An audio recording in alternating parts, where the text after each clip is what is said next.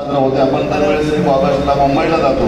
मागच्या वेळेस मी पण होतो मुंबईला, आपण सर्वच मुंबईला होतो. मोठा कार्यक्रम झाला होता आणि आज काही तांत्रिक अडचणी असतील, पाण्या पावसाचे दिवस, हे सगळ्या गोष्टीमुळं उद्या 1 ऑगस्ट रोजी हा 39वा वर्धापन दिवस जरी असला तरी घोटी इगतपुरी तालुक्याच्या अग्निसेनेच्या वतीनं आयोजक माननीय संतोषदादा कडू असेल, विक्रमजी दुवाशे असेल, मच्छिंद्रदादा भगत असेल, सर्वांनी छान असं नियोजन केलं.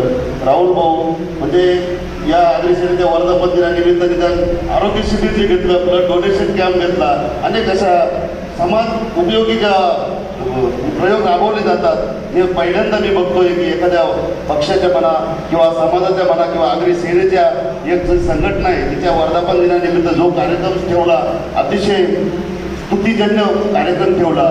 असेच कार्यक्रम आपण प्रत्येक वर्षी अग्निसेनेचं जेव्हाही वर्धापन दिन असेल, जसं काही एखादं सूत्र असतं, दसरा मेळावा झाला तसं झालं, तसं अग्निसेनेचा वर्धापन दिवस हा लोकांच्या मनामनात भरला गेला पाहिजे. दरवेळेस 1 ऑगस्ट आल्याच्या महिनाभरापासून लोकांना अशी आतुरता वाटली पाहिजे की ह्यावेळेस काहीतरी नवीन अग्निसेना करणार आहे.